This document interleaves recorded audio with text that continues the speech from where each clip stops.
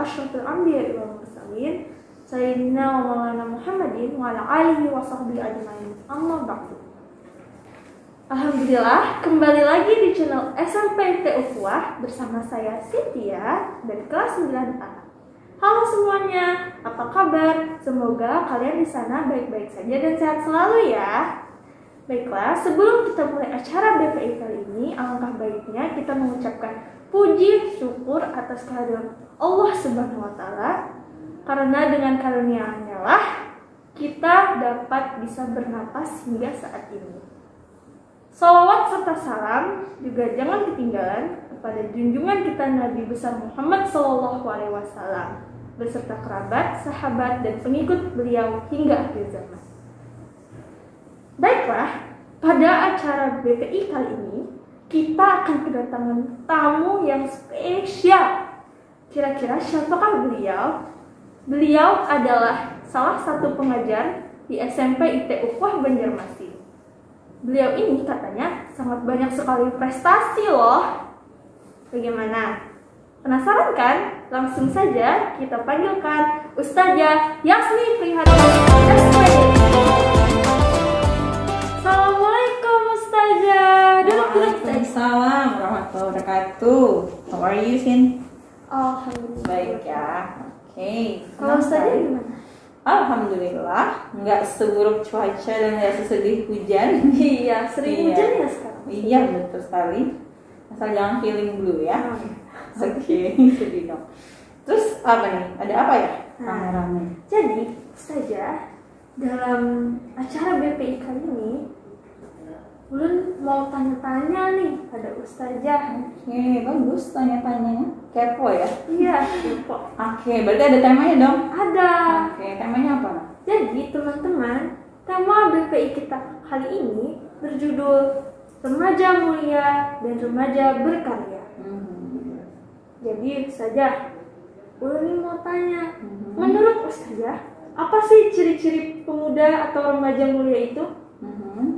Oke, pertanyaan yang sangat bagus dari Cynthia. Mungkin juga mewakili pertanyaan dari semua anak-anak muda atau viewers di luar sana.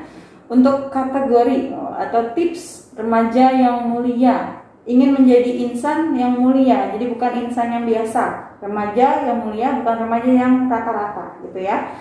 Jadi kalau pengen jadi remaja yang mulia itu, kita harus memperkuat benteng diri dari segala macam pengaruh ya, apalagi pengaruh yang buruk. Nah, gimana caranya? Dengan cara menjalankan ibadah-ibadah wajib. Contohnya apa? Ibadah wajib Sholat. Betul, sholatnya berapa? 5 waktu. 5 waktu. Nah, tentunya diperkuat dengan ibadah sunnah. Ada apa saja? Puasa sunnah. Membaca Al-Quran ya. Nah itu. Nah kemudian dari pengamalan atau pembiasaan yang kita lakukan, terkhusus anak muda seperti Cynthia dan yang lain, nanti akan tercermin dalam perilaku. Jadi kita bisa menjadi berakhlak mulia dengan memberikan tauladan yang baik.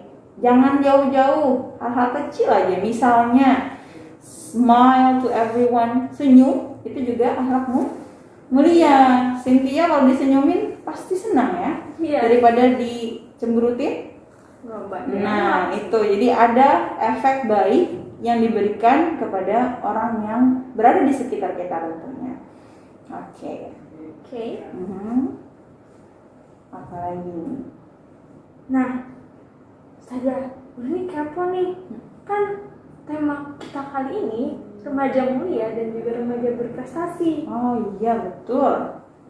Karena Ulun kepo, Ulun mau tanya kepada Ustazah. Iya. Prestasi Ustazah itu apa sih? Oke, bicara tentang prestasi, kebetulan Ustazah itu dari kecil itu memang dibiasakan ikut lomba sama orang tua ya. Jadi udah biasa mental menang kalah biasa. Nangis bertonton air mata tuh udah biasa. Tetap bersyukur. Iya, tetap bersyukur. Jadi justru dari mental kalah kita itu, kita jadi siap menerima kemungkinan apapun, mau menang, kalah apalagi, karena udah biasa, jadi it's okay gitu. Nah jadi ustazah dulu tuh macam-macam lomba pokoknya. Ada lomba sholat dari yang TK-TK ya. Terus tuh yang ustazah mulai ada bakat itu saat orang tua ustazah memberikan pengajaran tilawah. Tilawah, apa itu tilawah? Tilawah itu adalah membaca Al-Quran dengan irama yang lebih pelan, beda dengan tartil. Nah dari situ ustazah mulai ikut lomba tilawah. Tartil dulu baru tilawah, dan hingga sekarang ustazah mengikuti lomba qiraat sab'ah, cara membaca Al-Quran dengan 7 riwayat yang sudah diperkenalkan Nabi Muhammad kepada para sahabat sejak dulu. Nah belum pernah kan tahu apa itu qiraat sab'ah? Iya, jadi ada perbacaan yang berbeda, misalnya kayak majreha. Nah itu salah satu riwayatnya. Nah dari situ saja hingga sekarang alhamdulillah masih ikut lomba tilawah ya. Nah, Masya Allah. Terus ustazah juga pernah ke Malaysia juga berkat Al-Quran. Iya. Jadi luar biasa berkat Al-Quran itu ya. Nah kalau Cynthia nih gimana juga prestasinya? Pasti punya banyak gudangan prestasi ya. Nah ustazah, mau dari TK atau terakhir ini aja? Bisa diceritakan? Kalau dari TK sih saya ulang nih ikut model. Terakhir tapi udah gak ikut lagi. Terakhir itu yang menang dari cilik 2016 udah lama gitu. Bagus. Terus sudah dilatih kepercayaan dirinya ya? Ya alhamdulillah. Nah berarti sekarang lebih bagus dong percaya dirinya ya. Terus apa lagi nak? Terus yang terakhir yang saya menang itu pas lomba puisi, lomba baca puisi, dan alhamdulillah saya menempati posisi 3 besar tingkat kota Banjarmasin. Saat itu ada wali kota juga. Siapa tuh yang melatih biasa? Yang melatih dulu yang saja pas saya SD saya kan pernah ikut lomba baca puisi juga, alhamdulillah juara satu kabupaten. Cuma kalah pas versi. Nggak apa-apa, pengalamannya itu yang lebih luar biasa kan? Iya luar biasa. Iya. Terus sampai sekarang alhamdulillah masih suka cipta puisi, baca puisi, masih suka. Berarti nanti kita bisa kaderisasi puisi ya. Oke. Nah terus selanjutnya tentang apa lagi nih? TKO-nya. Selanjutnya, nah karena di zaman sekarang ini banyak efek-efek atau kondisi yang cenderung menimbulkan hal-hal negatif yang dihadapi para pemuda atau remaja, misalnya datangnya budaya asing ustazah, atau keseringan main game, dan adanya pergaulan bebas. Nah, menurut ustazah, apa yang harus kami lakukan untuk menghadapi kondisi demikian? Oke, memang sangat berat ya. Kalau dulu anak-anak remaja itu dihadapkan dengan perjuangan melawan penjajah, penjajahnya kelihatan nih orangnya. Tapi kalau sekarang itu penjajahnya dalam bentuk yang tak terlihat. Nah, seperti tadi yang sudah Cynthia sebutkan, ada banyak sekali virus-virus dan tanda kutip ya, atau budaya asing. Apalagi? Kebanyakan main game. Ya, games juga, online games. Kecanduan sosial media. Ya, sosial media. Bahkan bisa lupa waktu. Pergaulan bebas. Bahkan saking ngerinya tuh ya, semua hal yang bisa kita akses hanya dengan smartphone. Nah, kan dari kata smartphone, artinya telepon itu hanya untuk orang yang pintar dalam memfilter segala hal jelek yang ada di smartphone. Ya itu tadi istilahnya smartphone ya. Nah untuk itu maka kepada Cynthia juga teman-teman Cynthia atau anak muda yang menyaksikan video ini harus selektif dalam bergaul. Ya jadi lingkungan itu akan membentuk karakter pian dari awal sampai seterusnya.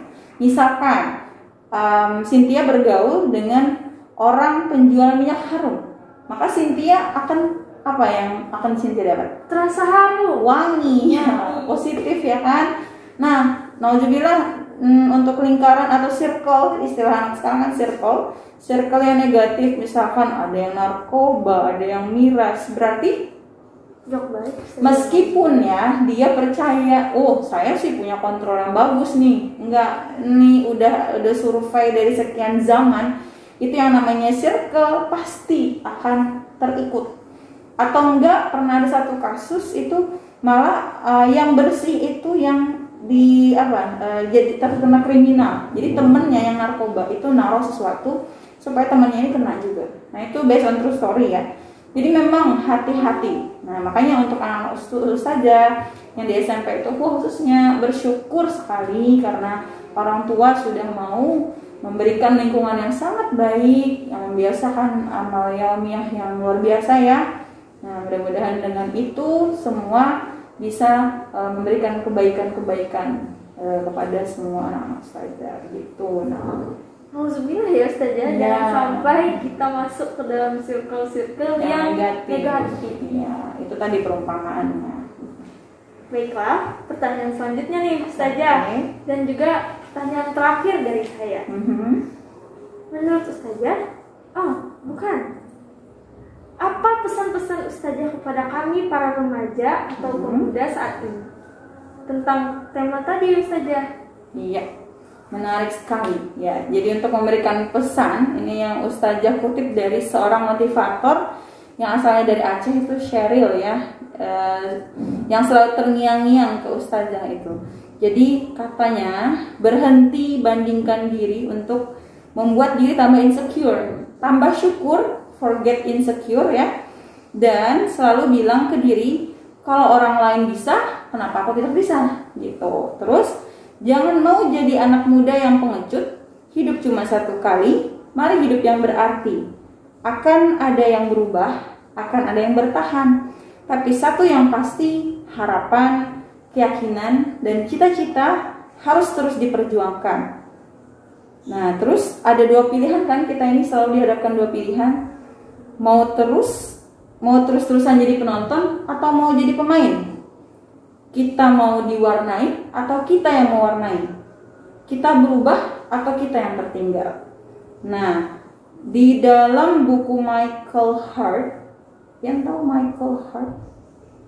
Nggak tahu ya. Oke, itu adalah pengarang dari 100 orang yang paling berpengaruh di dunia.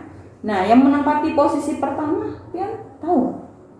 Michael Hart. Bukan, ternyata Nabi Muhammad Sallallahu Alaihi Wasallam. Nah, Nabi udah dari ratusan tahun yang lalu, Nabi itu pernah bersabda, tiang negara adalah pemuda-pemudanya. Jadi, syubanul yaum rijalul ghad, rijalul yaum imanul ghad. Dan ternyata para filsuf Yunani juga mengiyakan bahwa the youth of today are the leaders of tomorrow. Ada tahu mungkin artinya? The youth today are the leaders of tomorrow.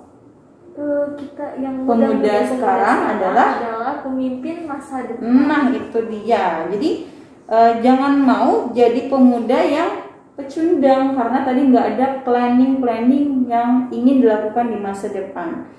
Nah, itu dia. Kemudian the future belongs to those who prepare for it today.